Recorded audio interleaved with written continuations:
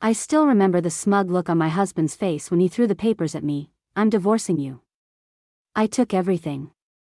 Good luck surviving." He said it like he was the king of the world, like my life would fall apart without him. But here's the thing, had no idea who he was really dealing with. I didn't scream. I didn't beg. I didn't even flinch. Instead, I smiled, looked him dead in the eye, and whispered, "Are you sure about that?" That smile. It unsettled him. He thought he was walking away as the winner, but the truth, he had just signed his own downfall. Because while he was busy plotting against me, I was 10 steps ahead, and when he realized the truth, when everything came crashing down around him, his face turned pale in a way I'll never forget. This is the story of how my cheating, greedy husband tried to destroy me, but ended up destroying himself instead. I'll never forget that smirk. The one plastered across my husband's face as he tossed the divorce papers onto our mahogany dining table. The same table where we used to eat takeout on Friday nights, laughing and teasing each other when we were newlyweds.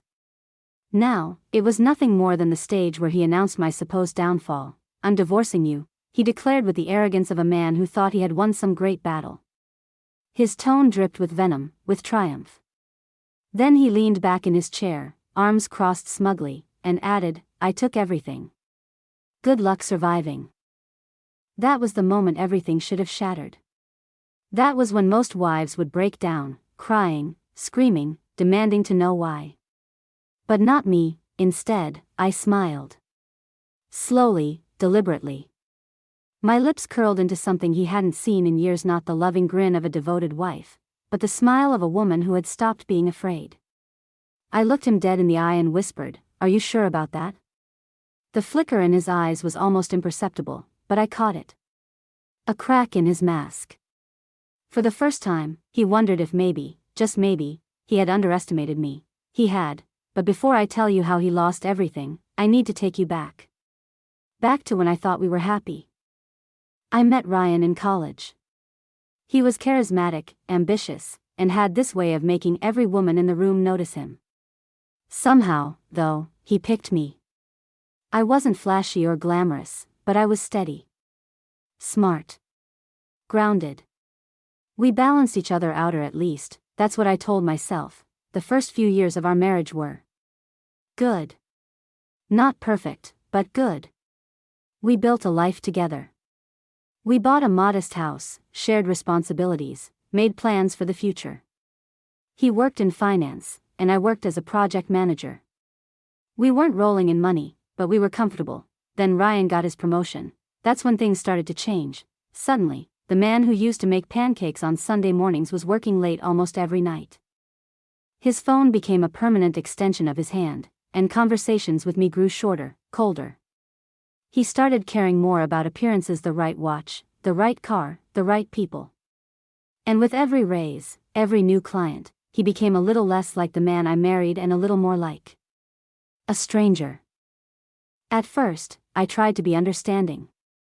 Big career moves take time and energy, I told myself. But then the late nights at the office became too frequent. Too convenient. One evening, I decided to surprise him.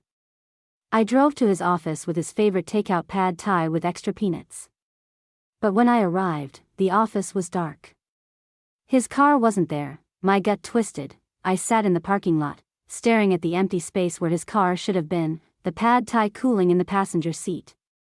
I wanted to believe I was wrong, that there was some innocent explanation. But deep down, I knew. It wasn't until weeks later that I got my proof. I found the receipt in his jacket pocket. A fancy restaurant, one we had always said we'd go to someday. Only the bill wasn't for 2 entrees. It was for champagne, oysters, and a dessert meant to be shared. And the worst part? He signed the bill with a little note to the waitress. "Thanks for making her night special." Her, and not me. The rage that boiled inside me that night could have leveled cities. But I didn't confront him. Not right away. Instead, I started paying attention. Watching. Listening, and that's when I realized something. His arrogance was his weakness. He thought he was untouchable, so he got sloppy. He stopped hiding his late-night texts.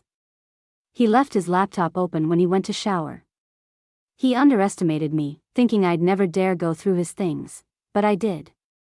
And what I found confirmed everything. Her name was Claire, a younger woman from his office. They'd been seeing each other for months. While I was at home cooking dinner, he was out wining and dining her with the money we both earned. While I lay awake wondering why he felt so distant, he was whispering promises into her ear. The day he dropped the divorce papers, he didn't even bother to soften the blow. "You'll land on your feet," he said, with mock sympathy. "You're resourceful. But this is for the best. Claire makes me feel alive, and I need that." Then came the dagger. "Besides, I already moved everything into my name. Bank accounts, investments, even the house. You've got nothing left to fight me with." He actually said that. Like my entire worth could be measured by numbers in a bank account. I didn't cry. I didn't beg. I didn't even raise my voice. I simply smiled. And that terrified him more than any outburst ever could, because here's the thing, Ryan thought he was the smart one. The manipulator. The one holding all the cards. But while he was busy parading around with Claire, I had been quietly preparing for months. I had seen this coming. The moment I found that receipt, I started making moves. I copied financial records. I took screenshots of emails and texts. I spoke to a lawyer quietly, discreetly. And I learned that Ryan's brilliant plan to move everything into his name wasn't just cruel. It was illegal. See, Ryan thought because I wasn't a finance person, I wouldn't understand. But what he forgot is that I'm a project manager. I thrive on details. On documentation. On strategy, and I had all the documentation I needed, so when he sat across from me, smirking and gloating, I let him. I let him believe he had one. Because the sweetest revenge isn't loud. It isn't messy. It's patient. Precise. Calculated, and I had calculated every step. I leaned back in my chair, picked up the divorce papers, and pretended to skim through them. Then I looked up at him with that same unsettling smile. "Are you sure about that?" I asked. He laughed, but it was hollow. Forced. "Don't play games, Sarah." "It's over," I shrugged, standing up and walking toward the window. "If you say so." Inside, though, I was already watching the dominoes begin to fall. That night, after he left to stay with Claire, I opened my laptop and sent one email. Just one. To my lawyer, with all the evidence neatly organized in a folder titled Ryan's Lies. It was the first move in a game he didn't even know he was playing, because while he thought he had taken everything from me, he had no idea what I was about to take from him, and trust me, it was so much more than money. I didn't sleep that night. Not because I was heartbroken, that stage had passed long ago. What kept me awake was adrenaline. The kind you feel when you know something big is about to happen, when you're perched on the edge of a cliff, ready to push someone off who thought they were the one holding the power. While Ryan snored somewhere in Claire's bed, I sat at my desk with my laptop glowing in the dark. My lawyer, Linda, had been waiting for this moment. She was sharp, ruthless in the best way, and had a special hatred for men who thought they could bulldoze women out of their lives without consequence. I attached the folder I'd been carefully curating for weeks, bank transfers he thought I wouldn't notice, copies of investment accounts with both our names still legally tied, emails to Claire that could shred his respectable businessman image in an instant, even the receipt from that restaurant, with his handwriting declaring his love to a woman who wasn't his wife. When I hit send, I felt a strange sense of calm. Like the opening move in a chess game where I already knew how it would end. The next morning, I walked into Linda's office. She leaned back in her chair, flipping through the papers I'd given her, eyebrows arched higher with every page. Finally, she set the stack down and gave me a look I'll never forget. "Sarah," she said, "your husband thinks he's smart. But he's actually an idiot. And we're going to prove it." Her confidence was contagious. For the first time in months, I felt the weight lift from my chest. She explained everything. The accounts Ryan moved illegally? Traceable. The investments he tried to hide? Still marital assets. Even the house, despite him boasting that it was all his, was technically community property. He hadn't even bothered to update the deed correctly. And then there was the kicker, the affair. While infidelity alone doesn't always mean much in court, the fact that he used marital funds to shower Claire with gifts and vacations? That was financial misconduct. Evidence that could swing the settlement heavily in my favor. Let him think he won, Linda said, a sly grin tugging at her lips. Men like him always get sloppy when they think they're untouchable. So that's what I did. I played the part of the defeated wife. When Ryan called me a few days later, his voice dripping with fake concern, I let him believe his words were crushing me. Look, Sarah, this is best for both of us, he said. You'll thank me someday. Maybe you'll find someone more. On your level. On my level. The audacity, but instead of lashing out, I softened my tone. You're right, Ryan. Maybe I'll be okay after all. I don't know how to handle things financially now that you've taken everything. He practically purred with satisfaction. Don't worry. I'll make sure you're not completely stranded. I'm not heartless. I bit back a laugh. Not heartless? He was the definition of it. But by keeping him smug, I kept him blind. He had no idea that behind my polite compliance, the storm was already building. Our first court hearing came sooner than he expected. Ryan waltzed into the room like he owned the place, Claire on his arm, wearing a dress that screamed "Look at me." The audacity of bringing her there like she belonged in the middle of my marriage's destruction was almost laughable, but the laugh was mine to have. Linda started strong, laying out evidence piece by piece. She revealed the bank transfers, the hidden accounts, the hotel receipts. Each detail chipped away at his confident facade. Claire shifted uncomfortably in her seat as Linda described the thousands of dollars Ryan spent on a companion. Using our joint funds, then came the moment I'd been waiting for. Linda slid a copy of the house deed across the table. Your Honor, contrary to Mr. Dawson's claim, this property is still jointly owned. The transfer he attempted was incomplete and therefore invalid. Mrs. Dawson retains equal rights. The look on Ryan's face? Priceless. His smug smirk faltered, his jaw tightening as he glanced at the document. For the first time, he realized I wasn't walking into this blind, and that was just the beginning. He cornered me in the hallway afterward, his voice low and sharp. What the hell was that, Sarah? How did you? I tilted my head, feigning innocence. What's wrong, Ryan? I thought you said you took everything. His eyes darkened. He opened his mouth, but no words came out. Instead, he turned and stormed off, dragging Claire with him like a child throwing a tantrum. That was my first victory. Small, but powerful. The first domino tipping. In the weeks that followed, I kept my composure. Outwardly, I was calm. Inwardly, I was meticulous. Linda and I gathered more evidence. Every extravagant dinner receipt, every jewelry purchase, every trip to business conferences that were nothing more than romantic getaways with Claire. Each one painted a clearer picture of a man who thought he could have it all, care, mistress, and freedom while leaving me with nothing. But here's the thing about greed, it blinds you. Ryan was so busy flaunting his new life with Claire that he didn't notice how quickly his empire was crumbling. His co-workers whispered about the affair. Clients started asking questions. And Claire? Well, she was beginning to see that being the other woman wasn't nearly as glamorous when lawyers were involved. At night, I would sit in the quiet of my house, our house, still legally half mine, and imagine his downfall. Not just in court, but in life, because Ryan had always defined himself by what he owned. The car, the house, the career, the woman on his arm. Strip that away, and what was left? Nothing but a hollow man who had underestimated the wrong woman, and I was more than ready to show him exactly what that looked like. The day came when Linda leaned across her desk with a gleam in her eye and said, Sarah, I think it's time we play our trump card.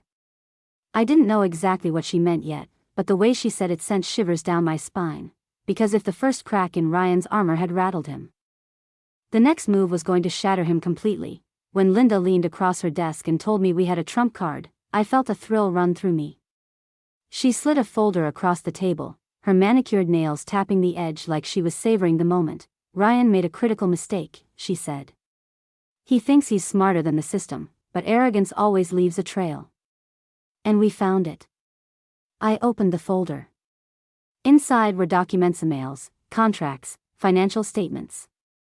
But the one that made me nearly laugh out loud was a transfer agreement. Ryan had moved part of his firm's client funds into an account he controlled, using them to cover his own personal expenses with Claire. Isn't that? I trailed off, my eyes wide. Linda smirked. Embezzlement. Fraud. Call it whatever you like, your husband isn't just a cheater. He's a criminal. My heart pounded. I'd been prepared for a messy divorce, but this was bigger. This was Ryan digging his own grave with a golden shovel. We didn't strike right away. Timing was everything. If I exposed him too soon, he'd scramble, cover his tracks, maybe even flee. No, we had to let him think he was still in control, so I continued the act. I texted him polite updates about the divorce, asked him basic questions as if I were lost without his financial guidance. Every word was bait, and he ate it up. Meanwhile, Linda and her team worked in the shadows. Quiet calls, sealed subpoenas, financial experts combing through his accounts. Every day, the net tightened, and Ryan? He was too busy showing off Claire on social media to notice. Dinner dates, weekend trips, new jewelry sparkling on her wrist. Each post felt like gasoline on a fire I was more than ready to ignite. It wasn't long before cracks appeared in their picture-perfect facade. One afternoon, I bumped into Claire accidentally on purpose outside a boutique downtown. She looked frazzled. Not the smug, confident mistress who strutted into court on Ryan's arm. Claire, I said sweetly, feigning surprise. You look tired.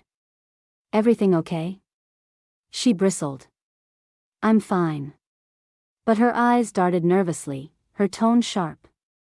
I didn't push. I just offered a knowing smile and walked away. Later that night, I got my answer. A friend of mine who still followed Ryan on social media sent me screenshots. Claire had posted a cryptic story, "Be careful what you wish for." The cracks were widening. The second hearing was different. Ryan walked in with the same smugness, but there was tension in his stride, like he knew something was off but couldn't quite place it. Claire wasn't there this time. Linda was a shark. She presented more evidence of his financial misconduct, lavish spending, hidden transfers, proof that our marital assets were far from his alone. Ryan squirmed in his chair, his lawyer whispering urgently in his ear. Then Linda dropped the bomb. Your Honor, beyond the marital funds misuse, we've uncovered evidence of Mr. Dawson's fraudulent activity involving client accounts. While this is beyond the scope of divorce proceedings, we have a duty to report such misconduct to the proper authorities. The courtroom went silent, Ryan's face drained of color. His lawyer objected, of course. But the damage was done.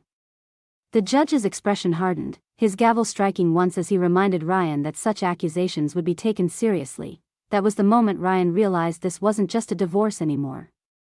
This was the unraveling of his entire career. That night, he called me. Not the arrogant, triumphant Ryan I'd grown used to.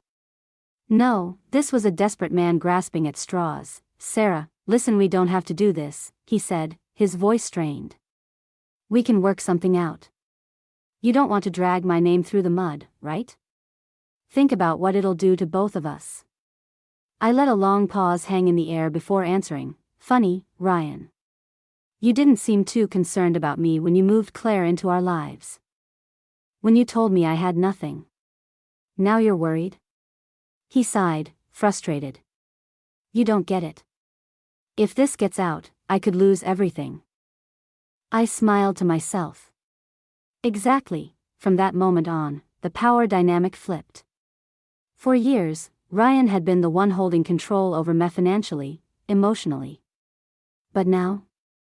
He was the one begging, and I wasn't done yet. Linda advised patience. Let the investigations run their course. Don't gloat, don't threaten. Just keep being calm. It'll drive him insane. So I did. Every time Ryan tried to intimidate me, I answered with calm indifference. Every attempt to manipulate me fell flat. And the calmer I stayed, the more frantic he became. The final nail in his coffin came sooner than I expected. Claire left him. I don't know the exact details, but I heard enough through whispers and mutual acquaintances. Apparently, she didn't sign up for FBI investigations and frozen bank accounts. One day she was posting pictures of their champagne dinners, and the next, she wiped him from her social media entirely. When Ryan showed up to court again, he was alone. His once polished suit looked rumpled, his hair unkempt. The arrogance was gone, replaced by a hollow bitterness. I almost pitied him. Almost. The judge called the case into session, and Linda leaned toward me, her voice low. "Ready?" she asked. I nodded, my heart steady. Because this wasn't just about survival anymore. This was about justice. About making sure Ryan learned the lesson he thought he'd never have to face: never underestimate the woman you betrayed. And as the gavel came down, I knew the real storm was only beginning. If there's one thing I've learned, it's that powerful men don't fall all at once. They crack, then crumble, then collapse under the weight of their own arrogance. Ryan was no exception. By the time our fourth court date rolled around, he looked like a shell of the man who once tossed divorce papers at me with that smug grin. His once gleaming suits were wrinkled, his jaw unshaven. The confidence that used to ooze from every pore had been replaced by a nervous twitch in his jaw and a constant tapping of his fingers on the table. And the best part? I hadn't even done anything more than tell the truth. A week before the hearing, Linda forwarded me an article. Local finance executive under investigation for client misconduct. It was Ryan. His name, his photo, splashed across the news. The article detailed the very documents we had uncovered: the fraudulent transfers, the misuse of client accounts, the reckless spending. It didn't say guilty yet, but the implication was clear. Within hours, his company issued a statement: Ryan was suspended pending investigation. And just like that, the career he'd spent years building crumbled. His colleagues stopped taking his calls. Clients demanded answers. His so-called friends, the ones he loved to flaunt, vanished overnight. I heard from a mutual acquaintance that even Claire had sent him a text saying, "I can't do this. You're toxic." Then she blocked him. I almost felt sorry for him. Almost. The next court session was brutal for Ryan. Linda presented more evidence, each piece stacking higher against him. Screenshots of him transferring marital funds into his personal accounts, proof that he purchased jewelry and vacations for Claire using money that legally belonged to both of us, witness statements from neighbors who saw Claire coming and going at odd hours while I was out of town. Ryan's lawyer tried to object, but it was like watching someone patch a sinking ship with duct tape. Finally, the judge leaned forward, steepling his fingers. "Mr. Dawson, this court takes both marital misconduct and financial misconduct very seriously. Unless you and your counsel can provide substantial evidence to refute these claims, you may be facing not only unfavorable divorce proceedings but also potential criminal charges." Ryan stammered, his face pale. "Your Honor, this is all a misunderstanding," but the judge cut him off. "I suggest you take this very seriously, Mr. Dawson. Very seriously." That was the moment Ryan finally understood. He wasn't untouchable. He was cornered. After court, he found me in the hallway. His eyes were bloodshot, his voice low and desperate. "Sarah, please," he said. "Don't let them ruin me. We can work this out. I'll give you the house, the account shell, I'll sign over whatever you want. Just don't let this destroy me." I looked at him, really looked at him. This was the man who once stood over me, sneering, telling me I'd be nothing without him. Now he was begging at my feet. I didn't gloat. I didn't spit venom. I simply tilted my head and said, "You should have thought of that before you betrayed me." Then I walked away, leaving him standing there, crumbling. With Ryan's career in shambles and his public image tainted, the court leaned heavily in my favor. Linda filed for spousal support, division of assets, and damages for financial misconduct. The judge didn't just agree, practically scolded Ryan for his recklessness. Suddenly, the man who once boasted about taking everything was facing the reality of losing it all.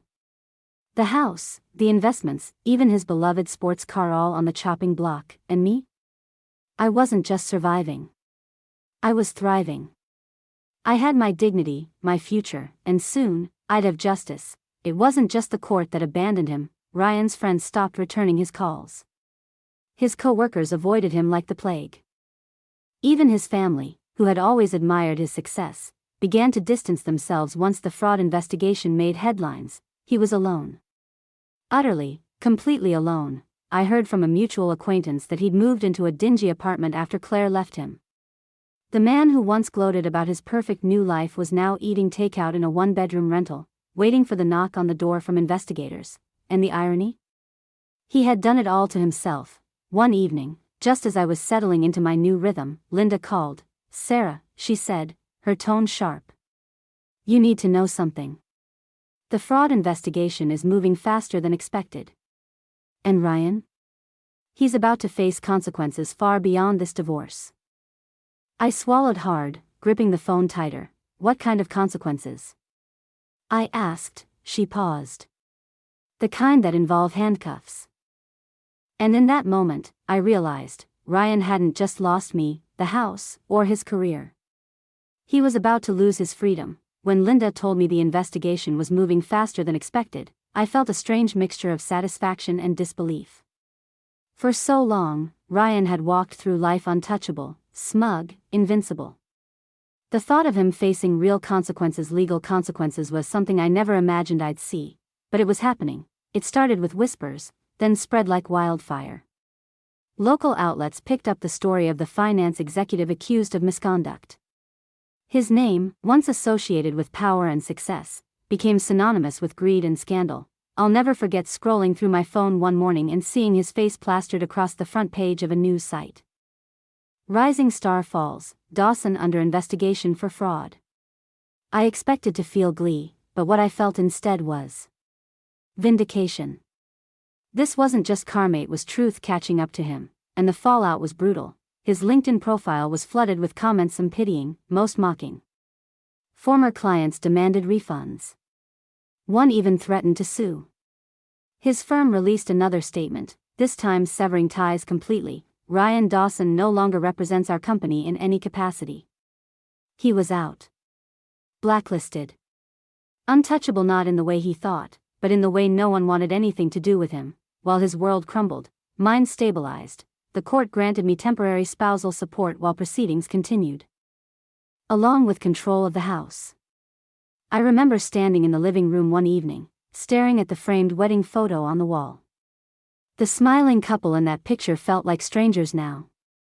So I took the photo down, slid it into a box, and tucked it away in the attic. It wasn't bitterness, it was closure. This house wasn't a prison anymore. It was mine. With Linda's guidance, I began untangling myself financially from Ryan. I set up my own accounts, restructured my career path, even reconnected with friends I'd neglected while trying to save my marriage. For the first time in years, I felt free. Ryan, on the other hand, was unraveling. He showed up at my doorstep one night, disheveled, his eyes wild. I almost didn't recognize him. The man who once prided himself on appearances now looked like he hadn't slept in days. "Sarah, please," he begged, his voice hoarse. "You have to help me. These charges theory exaggerating everything. If I go down, I'll lose everything. Don't let them do this to me." I stood in the doorway, arms crossed. "You already lost everything, Ryan. And you did it yourself." He shook his head, tears forming. "You don't understand. I thought I had it all figured out, but Claire, she left me. My firm won't return my calls. I'm broke. I need you." The irony nearly knocked me over. The man who once sneered, "Good luck surviving," was now on his knees, asking me to save him. I didn't slam the door in his face. I didn't scream. I simply said, "You should call your lawyer," and shut the door gently. Through the window, I watched him slump onto the porch steps, his head in his hands. For the first time, he looked small. Weeks later, the criminal charges became official. Embezzlement, fraud, misuse of client funds. Words that carried real prison time. The media had a field day. Reporters camped outside the courthouse, snapping photos as Ryan trudged past them with his head down. His once proud stride was reduced to a shuffle. I attended every hearing. Not because I wanted to gloat, but because I wanted to witness justice. Linda sat beside me, calm and collected, while Ryan's lawyer scrambled to spin excuses. But no amount of spin could erase the paper trail. No amount of excuses could justify the lavish gifts, the secret accounts, the thousands siphoned away for his affair, and as the evidence stacked higher, Ryan's shoulders slumped lower. Then came the shocker. Claire reappeared, not by his Cedino. She had no loyalty left for him. Instead, she appeared as a witness. Apparently, after Ryan's downfall, Claire decided to protect herself. She handed over texts, emails, even receipts Ryan had given her as gifts. Her testimony painted him as manipulative, reckless, and obsessed with appearances. It was the final nail in his coffin. I watched from the gallery as Ryan listened, his jaw tightening with every word. Betrayed by the very woman he had thrown me aside for, and I couldn't help but think, poetic justice. The day the charges went public, I stopped at a coffee shop on my way to work. Two women at the next table were whispering, one holding up her phone. "Isn't that the guy who cheated on his wife?" One asked. "Yeah, and now he's being investigated for fraud." Can you believe it? I sipped my coffee quietly, a small smile tugging at my lips. They had no idea his wife was sitting 2 feet away, listening. Ryan always cared about appearances more than anything. And now? His reputation was shredded, his name dragged through mud, his ego dismantled piece by piece. One evening, as I was locking up the house, I heard a knock on the door.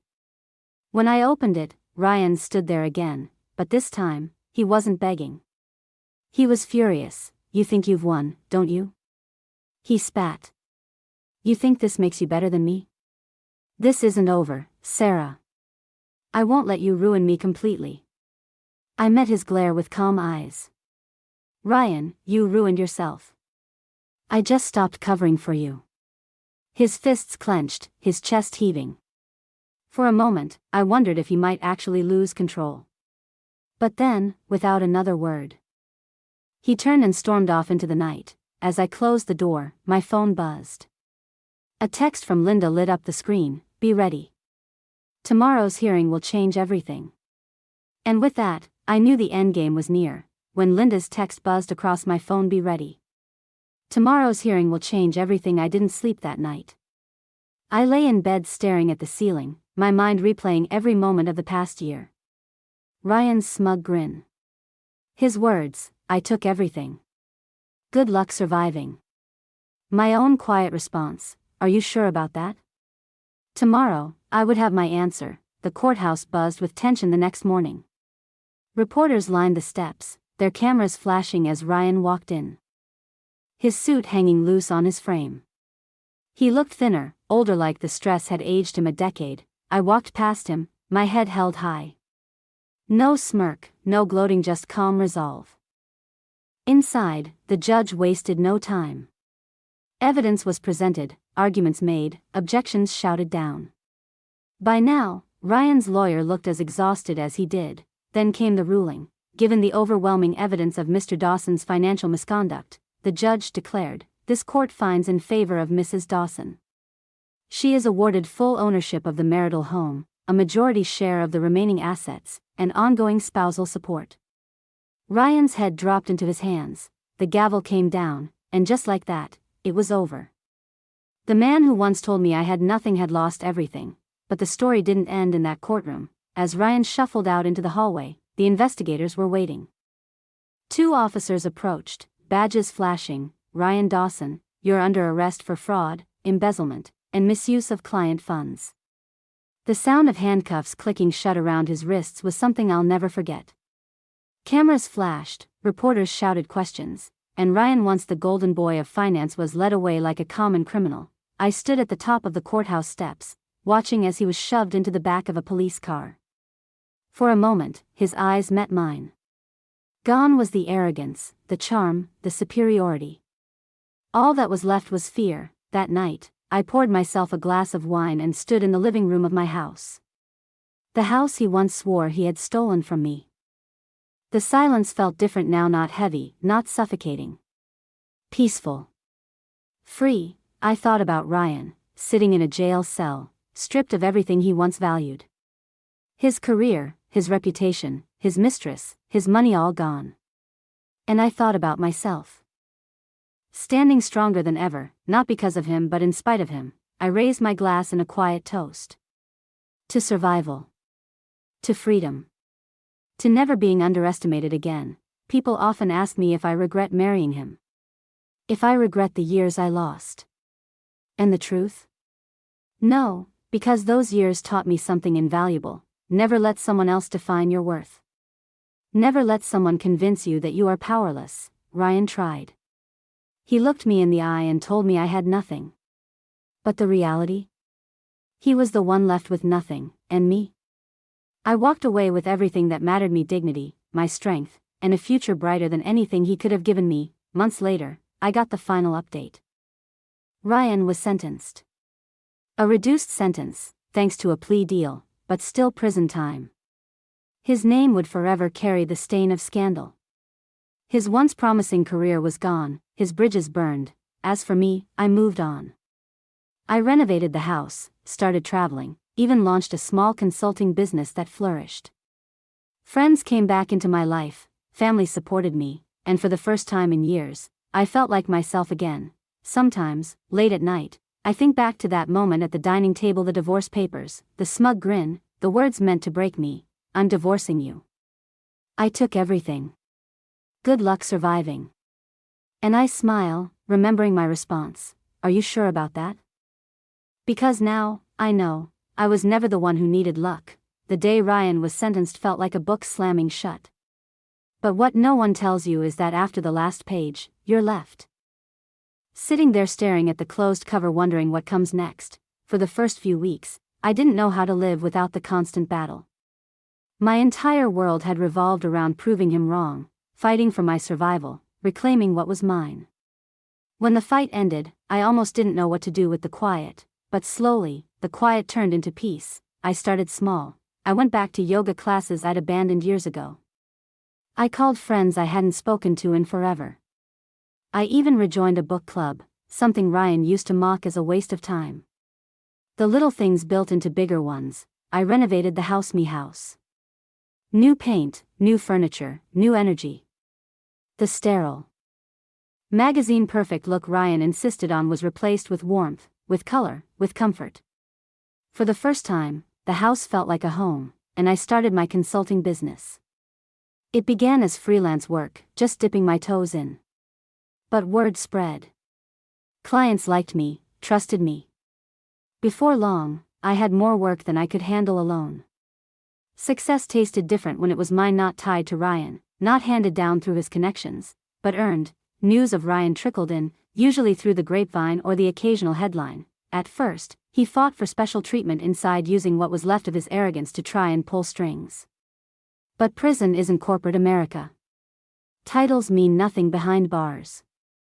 And soon, he learned that lesson the hard way. One article described him as withdrawn, unkempt, and unrecognizable from the polished executive once dubbed a rising star.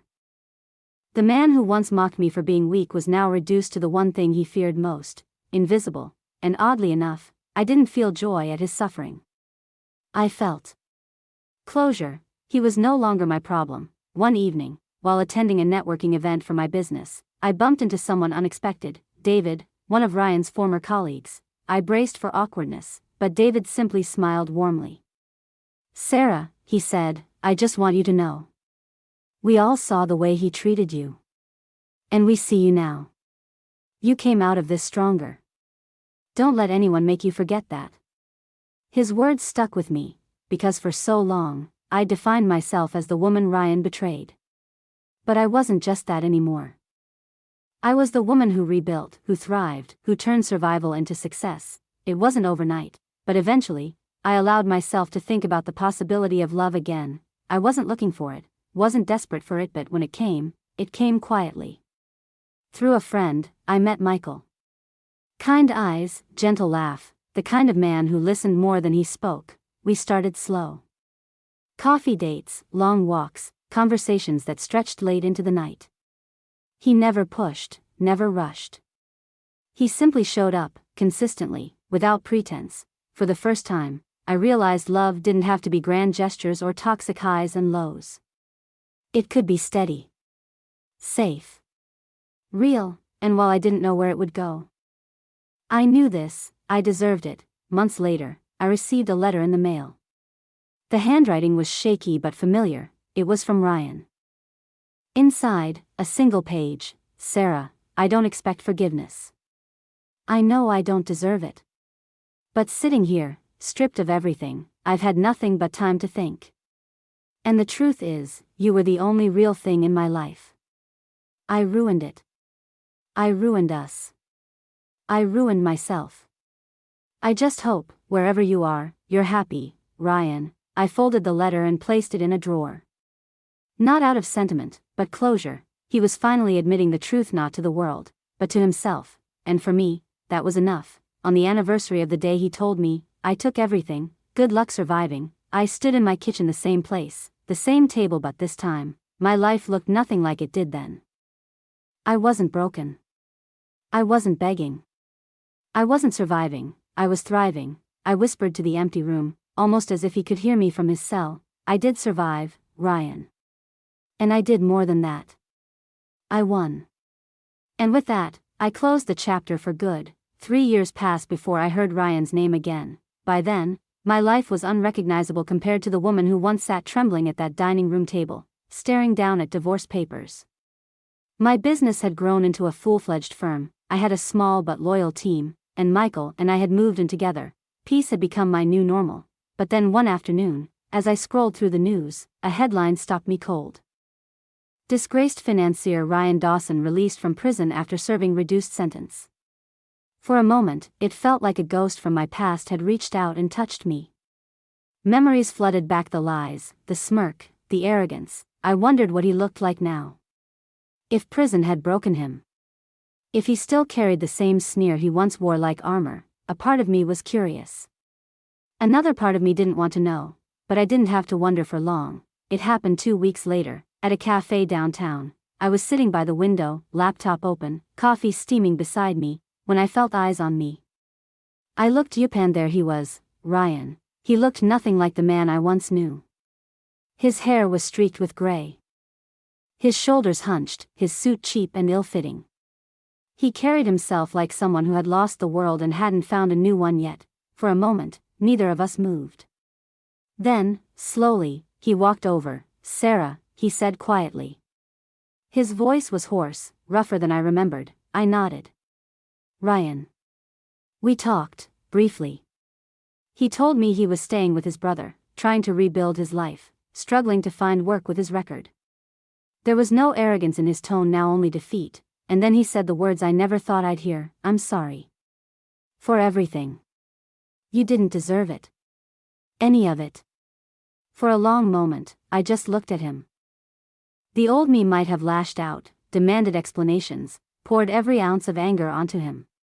But the woman I had become didn't need that anymore. I know, I said simply. And with that, I stood up, gathering my things. His eyes followed me as I walked away, but he didn't call after me. He didn't try to stop me. Because he knew it was over. That night, I told Michael about the encounter. He listened quietly, then asked, Do you regret seeing him? I thought about it. And then I shook my head. No. Because now, I know for certain Ivy moved on. He's not my story anymore. He's just a chapter 1 already finished. Months later, as I celebrated another successful year in business, surrounded by friends, laughter, and love, I thought back one last time to that pivotal moment. Ryan's voice, dripping with arrogance: I took everything. Good luck surviving. And my quiet reply: Are you sure about that? Now, years later, I had the final answer. Yes, I survived. Yes, I thrived. And no, Ryan, you never took everything, because what you could never touch was my strength.